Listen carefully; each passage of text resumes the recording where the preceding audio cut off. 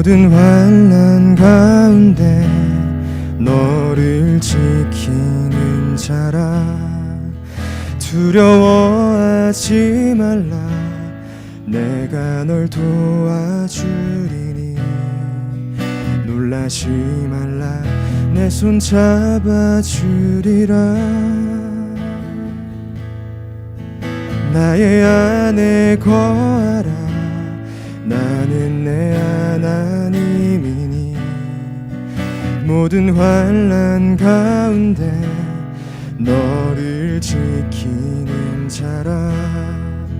두려워하지 말라.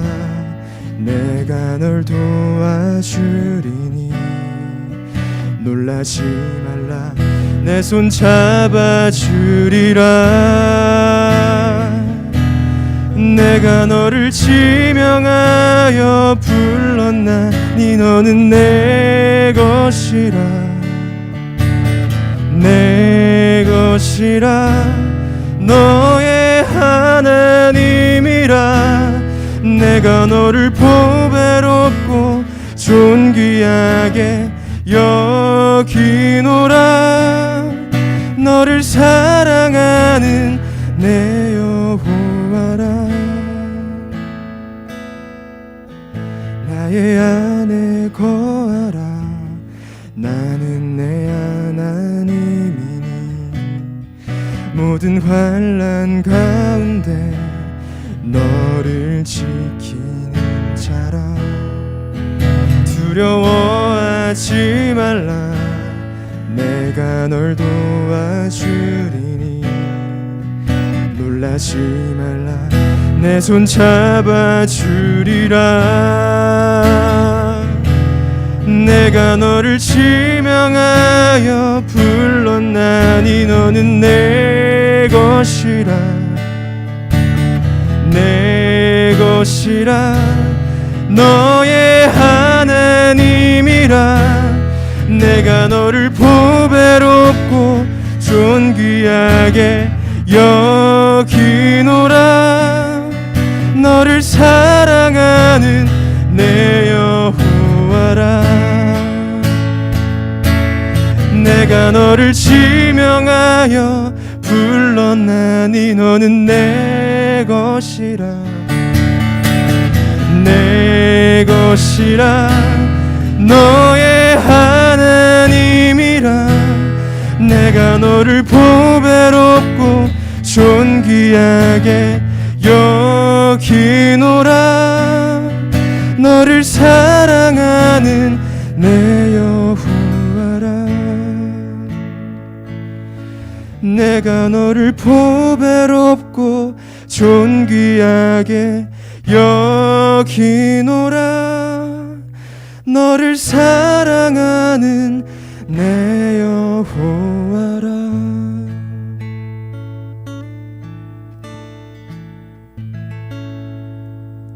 아멘. 감사합니다. 찬양의 가사처럼 저와 여러분은 하나님께서 존귀한 보배처럼 여기는 존재라는 거, 이거 잊지 마시고 여기에 합당한 그런 존귀한 삶을 살아갈 수 있기를 주님의 이름으로 축원합니다. 마이크는 우리 이기문 집사님 좀 넘겨주십시오. 자, 이번 주에 성경 읽기는 요한서신서 1, 2, 3서 전부가 되겠습니다. 다음 주에 요한계시록 하고요. 그렇게 되면 거의 연말까지 일독이 끝날 것 같습니다. 오늘은 그 중에서 요한 1서 3장 말씀 생각합니다. 우리나라는 특이하게 현역 군인 외에 예비군이라는 조직이 있습니다. 군 복무를 마친 남자들이 사회로 돌아가서 민간인으로서 자기 생업에 종사하면서 동시에 유사시에 예비 전력으로서 그렇게 그 후방을 지키는 사람들을 이제 예비군이라고 그렇게 말합니다. 그래서 원래 예비군이라는 단어가 가지는 의미 자체는 굉장히 소중하고 의미가 있는 중요한 것입니다. 근데 이제 실제 예비군 훈련 현장에 가보면 제 느낌이 좀 다릅니다. 요즘은 예비군 훈련이 어떤지는 잘 모르겠는데 저희 때만 해도 예비군 훈련장에 가면 분위기가 좀 그렇습니다. 그냥 분위기가 너무 해이하고요. 그리고 자기 마음대로입니다. 훈련은 물론이고 훈련 과정에 임하는 사람들의 태도도 굉장히 불성실한 경우들이 많고요. 교관의 지시하고는 전혀 상관없이 자기 하고 싶은 대로 하는 그런 예비군들도 되게 많이 있습니다. 그래서 자기 마음대로 농땡이를 치거나 아니면 심지어 막 아무데나 소변을 보는 그런 사람도 있습니다. 그래서 오죽했으면 남자들은 예비군복만 입혀놓으면 전부 개가 된다. 이제 그런 말도 있었습니다. 근데 참 아이러니한 것은 이 사람들이 훈련 마치고 다 사복으로 갈아입고 나갈 때에는 정말 분위기가 달라진다는 겁니다. 차림들이 전부 스마트하고 아주 점잖하게 보입니다. 그리고 행동도 달라요. 예비군복 입었을 때하고는 행동이 확실하게 다릅니다. 그리고 보니까 그 사람들 중에는 자기 밑에 직원을 많이 거느리고 있는 중소기업 사장들도 있습니다. 동일한 사람인데 왜 이런 행동에서 차이가 날 수 있을까? 물론 이제 입고 있는 옷에도 상당한 차이가 있을 것이라고 생각합니다만 그보다는 근본적으로 그 예비군이라는 신분에 대한 이해가 바르게 돼 있지 않다. 그 인식이 잘못돼서 그런 것이 아닌가 그런 생각이 듭니다. 그들의 의식 속에 예비군이라는 것은 뭐 있으나 마나한 존재. 그래서 이 사회에서 예비 전력, 잉여 전력 뭐 그쯤으로 생각하는 것 같습니다. 그러니까 대충 하고 시간만 때우면 되는 그런 것을 예비군이라고 생각을 하는 거죠. 그러니까 자기 신분에 대한 정확한 정체성에 대한 이해가 없으면 자기 신분에 맞지 않는 아주 부적절한 행동을 하게 되는 것을 우리가 보게 됩니다. 그건 우리 그리스도인들도 마찬가지인데요. 그리스도인들은 이 사회에 사는 동안 두 가지 이상의 신분을 갖습니다. 하나는 자기 직업에 따르는 신분이 있고 또 하나는 영적으로 우리가 그리스도인이라는 하나님의 자녀라는 신분, 이 이중의 신분을 가지고 살아갑니다. 그래서 우리가 세상 사람들보다는 영적인 신분이라는 것이 하나 더 추가되어 있기 때문에 굉장히 좀 조심을 해야 합니다. 가령 자영업을 하는 그리스도인 사장이 있는데 그가 이 사업을 경영할 때에 법적으로 영업법에 걸리지 않는, 법적으로 걸리지만 않으면 사회적으로 그 신분상 문제가 될 것이 아무것도 없습니다.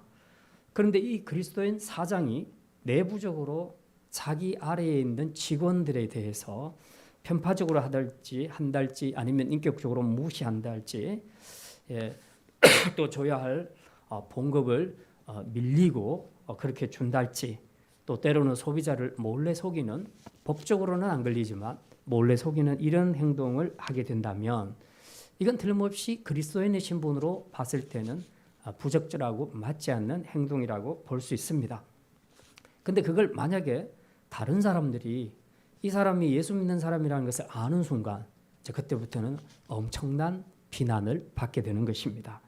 그래서 우리 그리스도인은 자기의 사회적인 신분은 말할 것도 없고 이 영적인 신분도 잘 생각하면서 그 신분에 걸맞은 삶을 살 수 있도록 우리가 주의해야 합니다.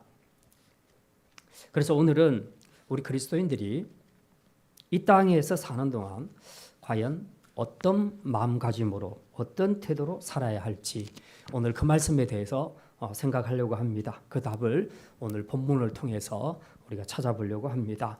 자, 오늘 첫 번째 말씀은요. 그리스도인이 어떻게 이 땅에서 바르게 살아갈 수 있겠는가? 첫 번째 말씀. 하나님 자녀라는 정체성을 늘 인식해야 합니다. 하나님 자녀라는 정체성을 늘 인식해야 합니다. 한번 따라합시다. 하나님 자녀라는 정체성을 늘 인식해야 합니다. 늘 인식해야 합니다. 자기 신분과 정체성을 늘 인식하면 신분에 맞는 올바른 행동을 할 수 있습니다. 오늘 본문 1절과 2절에 보면요. 우리 그리스도인이 어떤 존재인가 하는 것을 잘 설명을 하고 있습니다. 자, 1절 말씀, 1절 말씀부터 우리 같이 보겠습니다. 보라, 아버지께서 어떠한 사랑을 우리에게 베푸사 하나님의 자녀라 일컬음을 받게 하셨는가.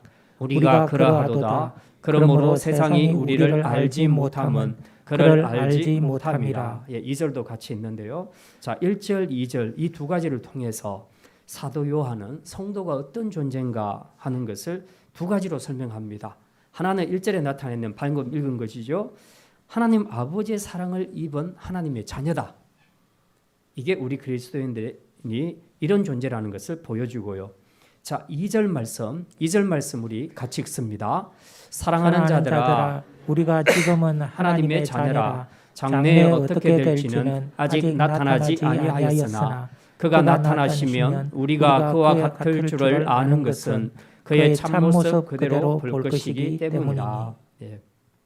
자, 이것은 요약하면 장래, 지금 말고 장래 이 하나님 나라가 완성될 때 그 나라에 가게 되면 우리 몸이 지금과 같지 않고 영광의 몸으로 변화되게 될 것이라. 그리고 그때 영광의 몸으로 계신 그 예수님을 보게 될 것이다. 그렇게 말합니다. 우리는 바로 그런 존재라.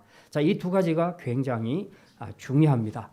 먼저 우리가 하나님 아버지의 사랑을 입은 자녀라는 것에 대해서 1절에 대해서 우리가 잠깐 생각합니다.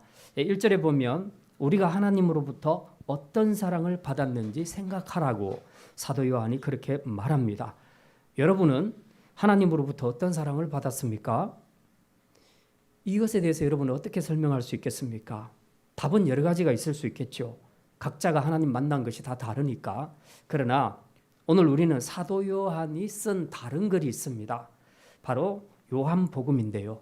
요한복음에서 여기에 대한 답을 찾아낼 수가 있습니다.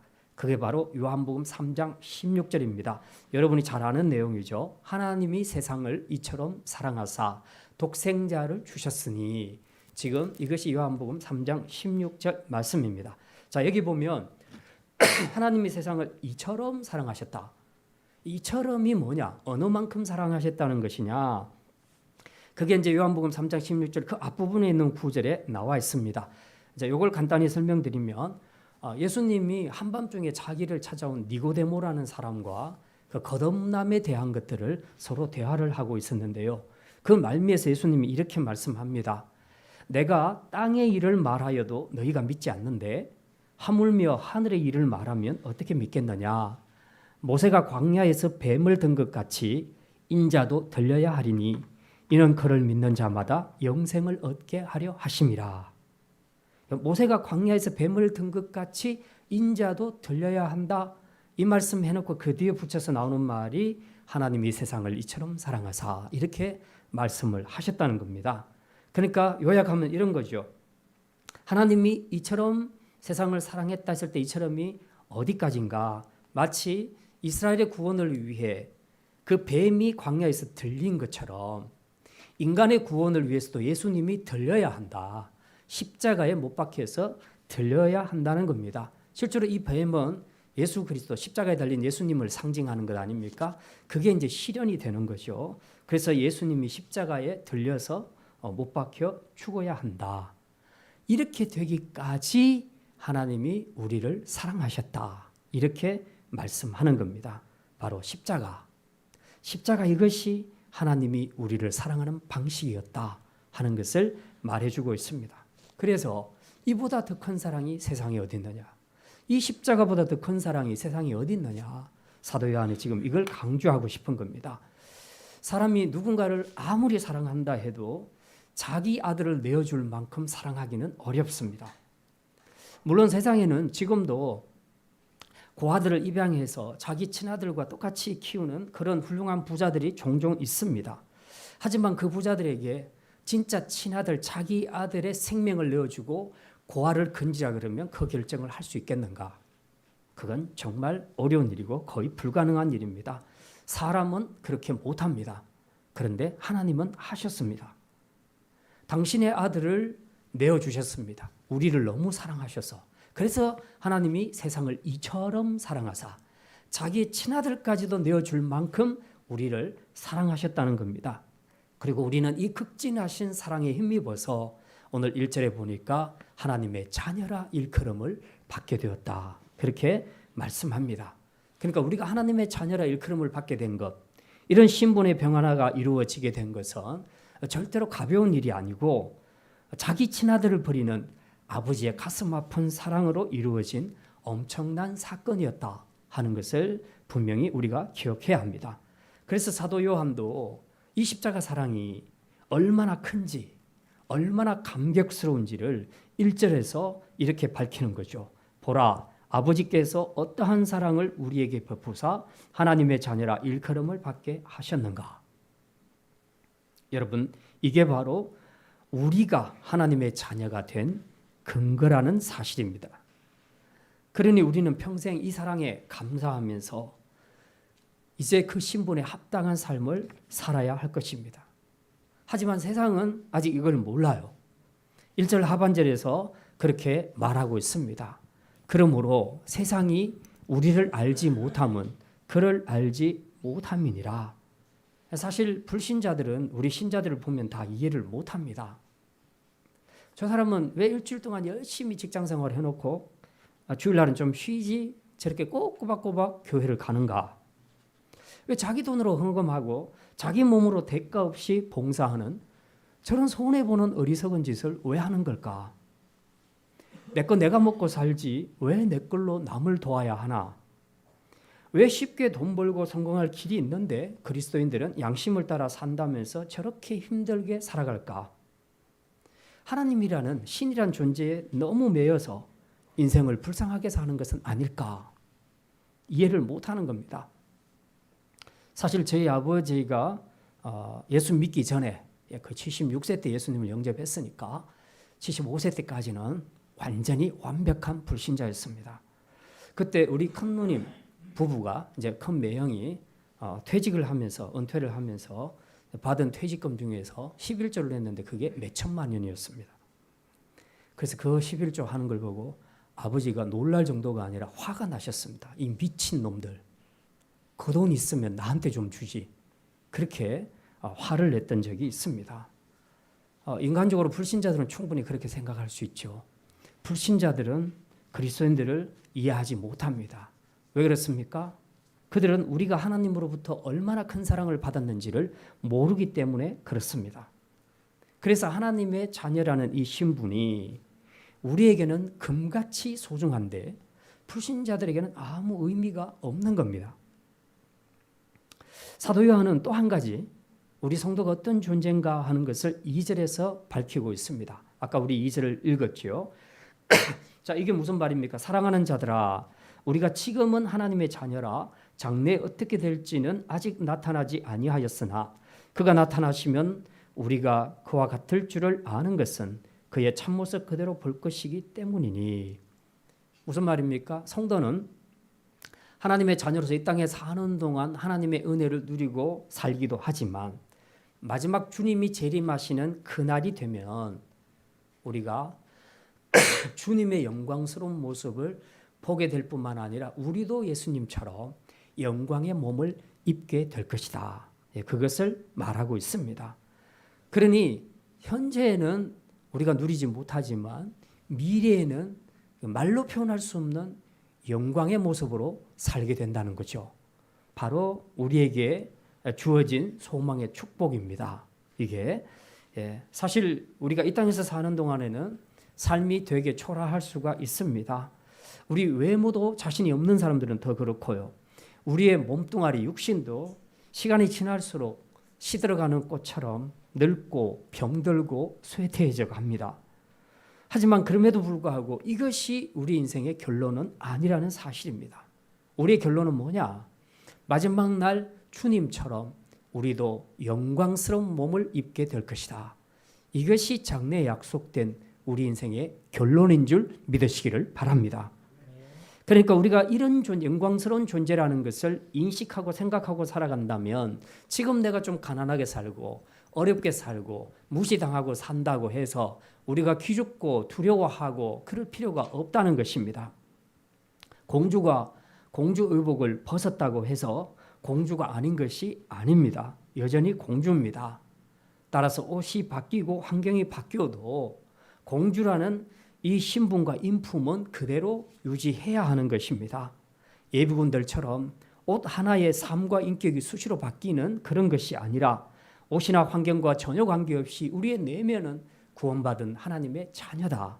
다 왕자요 공주라. 이런 정체성을 우리가 늘 인식하고 살아가기만 한다면 어떤 상황 속에서도 우리는 흔들림 없이 하나님의 자녀답게 행동할 수 있게 된다는 것입니다. 이것이 바로 사도 요한이 말하는 성도의 신분 두 번째 특징이라고 말씀하고 있습니다. 그러므로 이제 우리들은 이 두 가지 신분을 잘 인식하며 사는 것이 중요합니다. 이걸 잘 인식하고 살면 우리가 세상에서 기죽지 않고 상황과 관계없이 능력 있는 하나님의 자녀로 살아가게 될 줄 믿습니다. 예, 이제 두 번째 말씀입니다. 그리스도인이 세상에서 어떻게 살아야 할 것인가? 두 번째 말씀. 하나님의 자녀는 죄를 짓지 않아야 합니다. 한번 따라합시다. 하나님의 자녀는 죄를 짓지 않아야 합니다.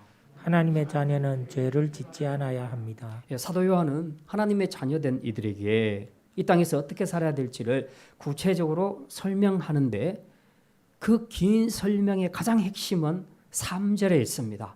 3절이 가장 핵심이라는 거죠. 자, 3절 말씀 우리 같이 읽겠습니다. 주를 향하여 이 소망을 가진 자마다 그의 깨끗하심과 같이 자기를 깨끗하게 하느니라. 예, 여기 보면 주를 향하여 이 소망을 가진 자마다, 주를 향하여 이 소망을 가진 자가 누굽니까? 아까 2절에 언급했던 그겁니다. 종말에 주님과 같이 영광의 몸이 될 것이라고 소망하는 바로 그 사람들. 그 사람들을 가리키는데 이 사람들에게 지금 사도 요한이 뭘 당부하고 있습니까? 너희들이 정말 이 소망을 가졌다면 그분이 깨끗하신 것처럼 너희도 깨끗하게 살아라. 그렇게 말씀하고 있습니다. 다시 말하면 하나님의 자녀라면 예수님을 닮아야 된다는 거죠. 예수님의 순결함과 예수님의 거룩함을 하나님의 백성들도 자녀들도 똑같이 닮아야 한다고 말씀하고 있습니다. 그렇죠. 우리가 종말에 예수님처럼 우리 몸이 영광의 몸으로 변화될 것이라는 소망만 가지고 사는 것이 무슨 의미가 있겠습니까? 그분처럼 깨끗하게 살아야 하는 거죠. 영광의 몸을 입는 것은 아무나 그렇게 되는 것이 아니라는 겁니다. 예수님처럼 그렇게 우리도 깨끗하게 살아야 예수님처럼 영광의 몸을 입을 수 있다는 것입니다. 이제 이 부분을 강조하면 이런 질문을 하시는 분도 있겠습니다. 우리가 어떻게 예수님처럼 깨끗하게 살 수 있냐? 사람이 어떻게 그렇게 완전할 수 있냐? 이렇게 온전한 행위를 주장한다면 이거는 율법주의를 주장하는 것이 아니냐? 이렇게 생각할 수도 있겠습니다.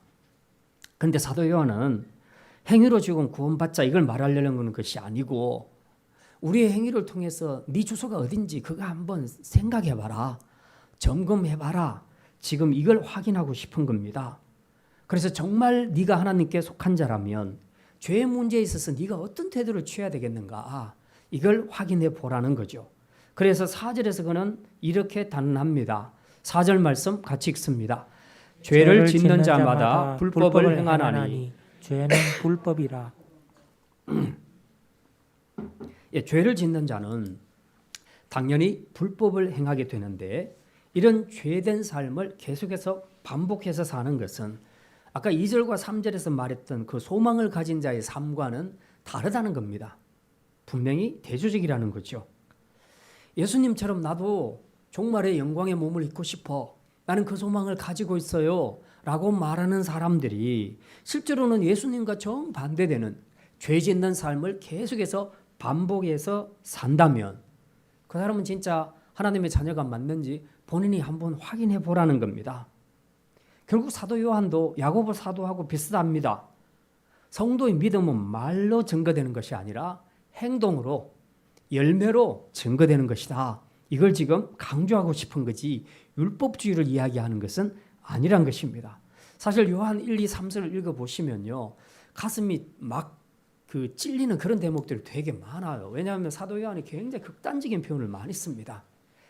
너희가 보이지 않는 하나님을 사랑하지 않으면서 보이는 형제를 사랑한다고 그건 거짓말이야. 너희는 악에 속한 자야. 막 이렇게 강하게 치고 들어오거든요. 그렇기 때문에 우리가 이런 것들을 갖고 자꾸 율법주의라고 생각해서는 안 된다는 겁니다. 다 이유가 있다는 거죠.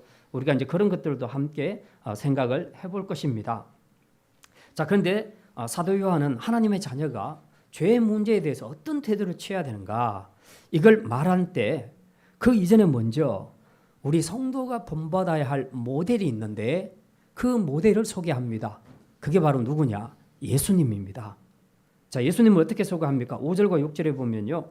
죄와 관련해서 예수님이 어떤 분이신가 하는 것을 잘 설명하고 있습니다. 5절 6절 말씀 우리 같이 읽겠습니다. 그가 우리 죄를 없애려고 나타나신 것은 너희가 아나니 그에게는 죄가 없느니라. 그 안에 거하는 자마다 범죄하지 아니하나니 범죄하는 자마다 그를 보지도 못하였고 그를 알지도 못하였느니라. 예. 여기 5절과 6절을 읽어보면 한마디로 예수님은 어떤 분이시다? 예수님은 죄와 무관하신 분이시다.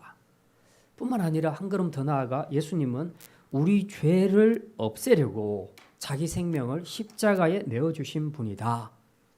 그러므로 이 예수님을 너희가 정말 믿고 그분 안에 거하는 자들이라면 너희들도 역시 예수님처럼 범죄해서는 안 된다. 그렇게 말씀합니다. 근데 만약 그런데도 불구하고 그 사람이 계속 반복해서 죄를 짓는다면 그는 어떤 사람이라? 아직 예수님을 보지 못했고 알지 못한 자라. 이렇게 규정하겠다는 겁니다. 요컨대 사도 요한의 주장의 핵심은 뭡니까? 예수 믿는 것과 죄 짓는 것이 절대로 병행될 수 없는 것이라는 것을 분명히 선언하고 있습니다. 우리는 예수 믿어도 죄 지을 수 있지 이것을 통상적으로 말하는데 사도 요한은 그렇게 말하고 있지 않습니다. 예수 믿는 사람이라면 죄 지을 수 없다라고 분명히 그렇게 말하고 있습니다. 아주 단호한 표현을 쓰고 있죠. 자, 그러면 아까도 말씀드렸듯이 율법주의도 아닌데 왜 사도 요한은 이렇게 극단적이고 단호한 표현을 요한서신서에서 아주 계속해서 반복해서 우리로 하여금 찔림을 받게 하는가 하는 것입니다. 이유가 있다는 겁니다. 모든 글에는요, 모든 말에는 항상 배경이 있습니다. 그 배경을 잘 이해하면 왜 저 사람이 저렇게 극단적인 말을 하는가를 우리가 이해할 수 있는 거죠. 자, 배경은 이런 겁니다. 당시 교회 안에 영지주의 이단들이 들어와 있었습니다. 그래서 교인들을 상당히 미혹시키고 있었는데 이 영지주의 사상에 영향을 받은 성도들의 특징이 말로는 믿는다 하면서 실제로 삶은 엉망이었다는 것입니다. 근데 그럴 수밖에 없어요.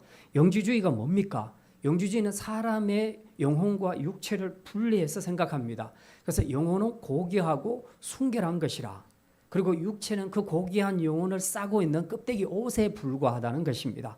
그래서 이 소중한 영혼은 계속해서 우리가 추구해 나가야 되겠지만, 그러나 이 껍데기 옷은 아무 쓸데기도 없는 것이니 그냥 경시하고 마음대로 굴린다는 겁니다. 그러다 보니까 자꾸만 사소한 몸으로 짓는 죄를 굉장히 사소한 것으로 여기는 경향이 나타나게 되었고, 이것이 발전해서 결국은 영지주의에서 쾌락주의, 타락주의가 여기서 발생하게 된 것입니다. 그래서 사도 요한은 이 영지주의 영향을 받은 성도들이 말로는 자기들이 의롭다고 말하면서 실제로는 생활 속에서 버젓이 죄를 뻔뻔스럽게 짓는 것을 보면서 너희들이 이렇게 산다면 너희들은 더 이상 하나님의 자녀가 아니야 라고 이렇게 단정하고 있다는 사실입니다. 그래서 이렇게 강한 어조로 말하는 것이죠. 그래서 사도 요한은 하나님의 자녀가 된 자들에게 이제 이런 이단들을 경계하라고 다시 한번 경고의 말씀을 7절에서 주고 있습니다. 우리 7절 말씀 같이 읽겠습니다. 자녀들아, 아무도 너희를 미혹하지 못하게 하라. 의를 행하는 자는 그의 의로우심과 같이 의롭고. 결국 뭘 말합니까? 예수 믿고 그분 안에 거하게 된 하나님의 자녀라면 자신들로 하여금 죄 짓도록 미혹하는 저 이단의 세력들을 조심하라는 얘기입니다. 그런데 사도 요한은 조심하라 이 정도가 아니고요. 이제 좀 더 8절부터 나가게 되면 죄에 대해서, 죄 짓는 것에 대해서 가볍게 여기지 말라. 이게 얼마나 무서운 것인가 하는 것을 쐐기 박는 그런 발언을 하고 있습니다. 죄 짓는 행위를 단순히 윤리적인 문제로 보는 것이 아니라 이거는 영적으로 근본적인 문제라. 그래서 그 거짓의 소속이 뭔지, 정체가 뭔지를 지금 적나라하게 폭로하고 있습니다. 그게 8절에 기록이 되어 있습니다. 우리 8절 말씀 같이 읽겠습니다. 죄를 짓는 자는 마귀에게 속하나니 마귀는 처음부터 범죄합니다. 하나님의 아들이 나타나신 것은 마귀의 일을 멸하려 하심이라. 사도 요한은 죄 짓는 자를 뭐라고 말합니까? 마귀에 속한 자라고 규정하고 있습니다. 왜냐하면 마귀는 처음부터 범죄했기 때문이라는 겁니다. 그래서 예수님도 그 제자들과 함께 있을 때에 마귀에 대해서 이렇게 말씀하신 적이 있습니다. 마귀는 처음부터 살인한 자요, 진리가 그 속에 없어 진리에 서지 못하고 항상 거짓을 말하는 거짓의 아비다. 그는 하나님께 대적하여 최초로 하나님의 뜻을 어긴 불법자다. 그렇게 말씀하셨습니다. 그래서 하나님이 등장하신 것, 하나님의 아들이 등장하신 것도 이 마귀의 일을 멸하기 위해서 오신 것이라, 그렇게 사도 요한은 상기시켜주고 있습니다.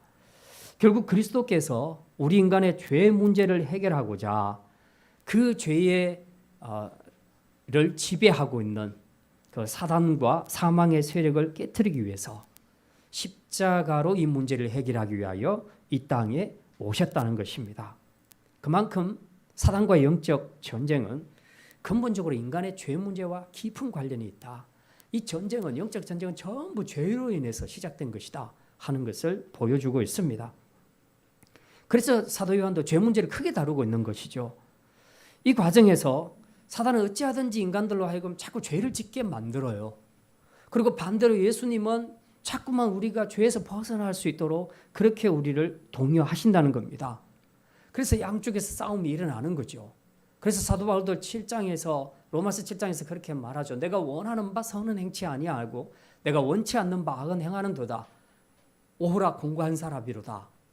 그러니까 자기 안에서 이 끊임없는 죄를 두고 영적인 전쟁이 치러지는 그런 자기 자아를 발견하면서 하나님 앞에 몹시 고단한 존재라고 그렇게 고백을 하고 있습니다.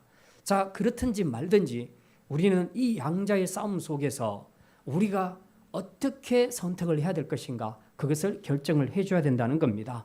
그래서 이 양자의 싸움에서 우리가 어떻게 반응하는가를 보면 우리가 누구 편에 속하는 자인지 알 수 있다는 거죠. 그러니까 뭐 지금도 정치인들이 무슨 말하고 이런 말하고 저런 말하고, 과거에도 위정자들이 이런 말하고 저런 말하면 누구는 저 사람을 빨갱이다 그러고 누구는 또 이 사람을 일짭짭이다 그러고 그렇게 다 평가하지요. 똑같은 말을 해도 자기 편이라고 생각하는 사람들이 있다는 겁니다. 우리가 영적인 싸움에서도 우리를 무너뜨리려는 사단과 우리로 범죄하지 않게 하려는 예수님과 그 성령의 역사 그 사이에서 우리가 어떻게 반응하는가를 보면 내가 어느 편에 속해 있는가 하는 것을 알 수 있게 된다. 이것이 바로 사도 요한이 말하는 내용입니다. 그래서 요한은 죄의 근원은 마귀에게 있고 범죄하는 것은 곧 마귀의 생활과 같다. 이렇게 말하고 있습니다. 그래서 결론적으로 누군가가 반복적으로 계속 죄를 즐기고 짓는다면 그는 마귀의 자녀가 틀림없다. 이렇게 결론을 내리고 있다는 사실입니다. 자, 반면에 하나님께로부터 난 자는 어떠하다고 말합니까? 자, 9절에 하나님께로부터 난 자의 특징을 보여주고 있습니다. 9절 같이 읽겠습니다. 하나님께로부터 난 자마다 죄를 짓지 아니하나니 이는 하나님의 씨가 그의 속에 거함이요 그도 범죄하지 못하는 것은 하나님께로부터 났습니다. 하나님께로부터 난 자, 즉 중생한 하나님의 자녀들은 죄를 지을 수 없다고 말합니다. 그 이유가 뭡니까? 예수 믿음으로 그들은 무엇을 받았다?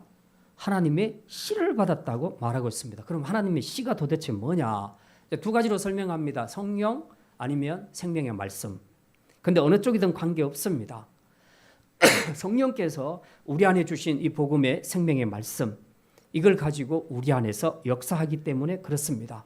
그래서 성령께서 우리 성도 안에 거하게 되면 성도가 죄짓지 못하도록 계속해서 말씀으로 깨우치는 역할을 성령께서 해주신다는 겁니다.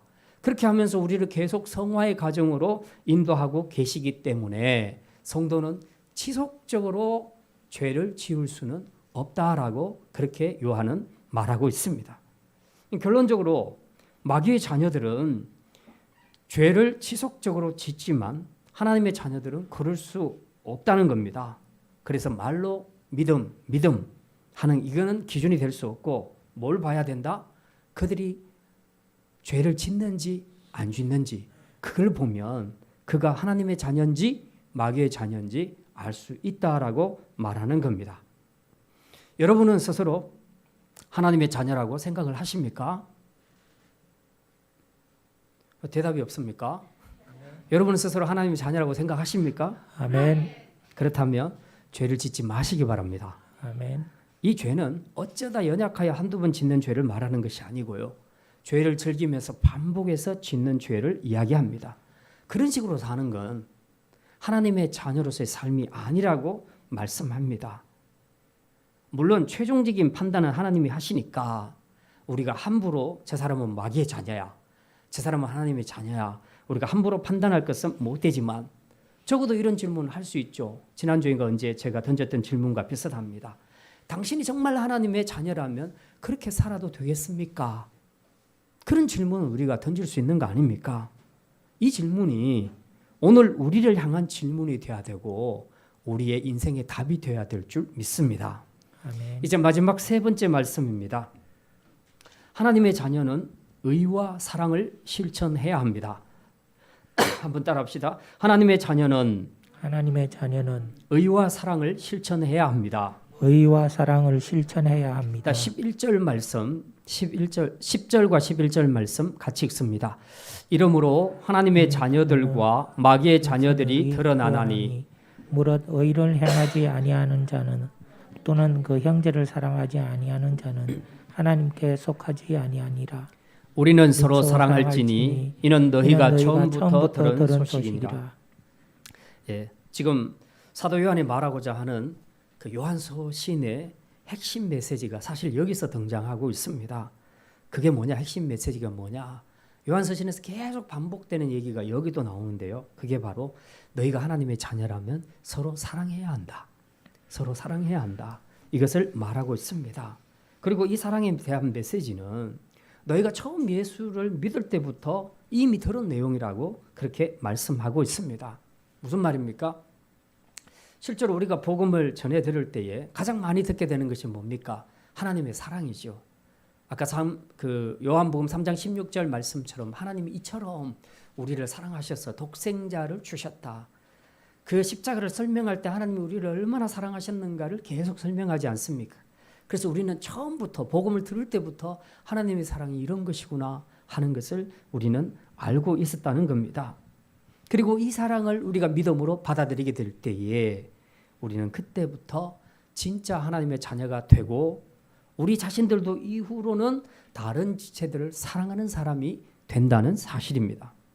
그래서 예수님도 늘 이렇게 말씀하셨죠. 내가 새 계명을 주노니 서로 사랑하라. 이 사랑에 대한 가르침을 사도 요한은 직접 예수님을 통해 받았습니다. 그리고 실제로 우리가 아는 것처럼 예수님의 12제자 중에 누가 제일 사랑을 받은 제자로 알려져 있습니까? 요한이죠. 사도 요한입니다. 예. 그래서 요한은 예수님의 사랑하면 자기 몸으로 느낀 사람이에요. 그래서 요한서 시를 쓸 때 특별히 사랑을 강조하고 있습니다. 그 사랑이 얼마나 컸던가를 이야기하면서 또 우리도 어떻게 지체를 사랑해야 되는가 하는 그 당위성을 설명하고 있다는 사실입니다. 그래서 요한서 신서에는 사랑이라는 단어가 그렇게 많이 나오고요. 그리고 요한을 사랑의 사도라고 그렇게 별칭을 하는 것입니다. 성경에서 사랑을 제일 많이 언급한 곳이 우리가 잘 아는 고린도전서 13장과 그리고 요한서 신서입니다. 둘 다 물론 사랑을 강조하고 있지만 관점은 조금 다릅니다. 고린도전서 13장은 사랑의 특성을 보여주고 있다면 요한서신은 사랑의 기원과 본질에 대해 말하고 있습니다. 그래서 사도 요한은 요한서신에서 너희는 서로 사랑하라 라고 말할 때에 항상 그냥 사랑해라고 말하지 않고 먼저 하나님이 우리를 어떻게 사랑하셨는가 이것을 먼저 설명을 합니다. 그래서 요한서신서에서 핵심 구절이 뭐라고 했습니까? 하나님은 사랑이시라. 하나님은 사랑이시라. 이 사랑을 먼저 설명해 주고 그러고는 너희들이 사랑을 받았다면 너희도 마땅히 사랑해야 되지 않겠는가 라고 그렇게 말씀을 하고 있는 것입니다. 이렇게 볼 때에 하나님의 자녀란 하나님의 사랑을 알고 깨닫고 누리고 받은 자를 의미한다는 사실입니다. 그러니 하나님의 자녀는 마땅히 서로 사랑하게 되어 있고 또 사랑해야 한다는 사실입니다. 이제 뿐만 아니라 하나님의 자녀는 의를 행해야 한다고 사도 요한은 말하고 있습니다. 과거처럼 이제 죄를 짓지 말고 이제는 의를 행해야 한다. 이게 진짜 진정한 하나님의 자녀의 삶이라는 거죠. 그런데도 만약 그가 의를 행하지 않고 계속 죄를 짓게 된다면, 악을 행하게 된다면 그는 악에 속한 자라, 그렇게 말하고 있습니다. 그래서 요한은 악의 사례를 가인의 경우로 설명하고 있습니다. 12절을 우리 같이 보겠습니다. 악의 사례 같이 읽습니다. 가인같이 하지 말라. 그는 악한 자에게 속하여 그 아우를 죽였으니 어떤 이유로 죽였느냐? 자기의 행위는 악하고 그의 아우의 행위는 의로움이라. 예. 12절 말씀 무슨 말입니까? 가인이 자기 동생 아벨을 죽인 것을 두 가지로 설명하고 있는데요. 예, 첫 번째 큰 이유는 그가 악한 자에 속했기 때문이라. 무슨 말입니까? 가인은 본래 마귀에게 속한 자였다는 겁니다. 그래서 자기 아비 마귀를 닮아서 자기도 똑같이 악을 행했다는 거죠. 두 번째 이유는 악을 행한 동기를 이야기하는데요. 가인이 그 동생 아벨을 죽인 죄의 동기는 뭔가? 여기 보니까 자기 행위는 악하고 아우의 행위는 의롭기 때문이라. 무슨 말입니까? 가인은 믿음으로 제사를 못 드렸죠. 그래서 하나님이 제사를 받지 않으셨습니다. 그런데 아벨은 믿음으로 제사를 드렸습니다. 그랬더니 하나님께서 그 제사를 받으셨습니다. 이걸 보면서 가인이 생각한 것은, 아, 내가 믿음으로 제사를 못 드렸구나. 그래서 하나님이 안 받으셨구나. 그래서 이것은 악한 행위였구나 하는 것을 본인이 알고 있었다는 겁니다. 인지했다는 사실입니다. 그런데도 불구하고, 그걸 인지했음에도 불구하고 그는 자신의 죄를 하나님 앞에 회개하지 않았습니다. 오히려 그 제사에 응답받는 아벨을 더 시기하고 질투해서 그를 돌로 쳐 죽였다는 사실입니다. 사람들이 자기가 잘못해서 징계를 받거나 혹은 복을 상실하게 될 때는, 더구나 그게 자기 잘못 때문에 그렇게 됐다는 것을 깨닫게 됐을 때는, 내가 다시는 안 그래야지, 왜 그랬을까? 하나님 앞에 회개하면서 반성해야 하는데, 오히려 반성은 하지 않고 복받은 사람을 시기하고 질투합니다. 그리고 그런 사람들에게 해서는 안 될 끔찍한 행동을 하게 하는 그런 악한 사람들을 우리가 종종 봅니다. 이런 가인과 같은 악한 행위를 사도 요한은, 가인은 좀 윤리적으로 좀 문제가 있어, 이렇게 본 것이 아니라는 겁니다. 어떻게 봤다고요? 그는 근본적으로 악에 속한 자다. 그래서 그런 악을 행할 수 있었다라고 그렇게 규정을 하는 겁니다. 그러니까 보는 관점이 완전히 다르다는 거죠. 더구나 이것은 사랑의 문제와 직결됩니다. 어떻게 형이 돌을 들어서 동생을 쳐 죽일 수 있는가? 정상적인 형제 간에는 있을 수 없는 일입니다. 가인이 동생 아벨을 사랑했더라면 동생을 돌로 쳐 죽이는 그런 악을 행하지는 않았을 겁니다. 그런데 가인 안에는 그 동생에 대한, 형제에 대한 사랑이 없었던 겁니다. 그래서 악을 행할 수밖에 없었다는 사실입니다. 사랑이 없는 곳에는 빈자리가 아니고 악이 찾아오게 됩니다. 사랑이 없는 곳에 악이 넘치게 됩니다. 결국은 우리가 의를 행한다는 것과 사랑을 실천한다는 것은 한 우물에서 나오는 것이라는 겁니다. 절대로 둘을 분리할 수 없다 하는 것을 우리가 알 수 있습니다. 그래서 사도 요한은 누군가를 하나님의 자녀라고 우리가 말할 때에 그 기준은 말이 아니다. 행동을 봐야 된다. 행동을 보면 그가 하나님의 자녀인지 마귀의 자녀인지 알 수 있다고 그렇게 말하는 것입니다. 그래서 10절에서 사도 요한은 악에 속한 자와 하나님께 속한 자의 기준을 이렇게 제시하지요. 10절 말씀 아까 읽었습니다. 제가 다시 한번 읽습니다. 이러므로 하나님의 자녀들과 마귀의 자녀들이 드러나나니 무릇 의를 행하지 아니하는 자나 또는 그 형제를 사랑하지 아니하는 자는 하나님께 속하지 아니하니라. 자, 어떤 사람이 하나님의 자녀인지 마귀의 자녀인지 알 수 있게 해주는 두 가지 기준이 있다는 거죠. 그게 뭐냐? 여기 10절에 나와 있는 것처럼 첫째는 그가 의를 행하는가 보라. 둘째, 그가 형제를 사랑하는가 보라. 이 두 가지를 보라고 말씀하고 있습니다. 이 둘을 만약에 실천에 옮기지 않는다면 그는 하나님께 속한 자가 아니라고 주장하는 것이 사도 요한의 주장입니다. 사실 굉장히 섬뜩한 말입니다. 이게 오늘 이 섬뜩한 질문, 이거 우리가 한번 우리 자신에게 한번 던져봐야 될 것입니다. 여러분은 지속적으로 죄를 짓고 사십니까? 아니면 지속적으로 의를 행하고 살고 있습니까? 여러분은 지체들을 진심으로 사랑하십니까? 아니면 누군가를 죽도록 미워하고 있습니까? 이제 그 답을 통해서 여러분은 스스로 하나님께 속한 자인지 마귀에 속한 자인지 스스로 답을 찾아야 하고, 여기서 답을 찾지 못하면 이 회개의 문제를 통해서 우리가 하나님께 다시 회복할 수 있는 해법을 찾아내야 하는 것입니다. 이제 말씀을 마칩니다.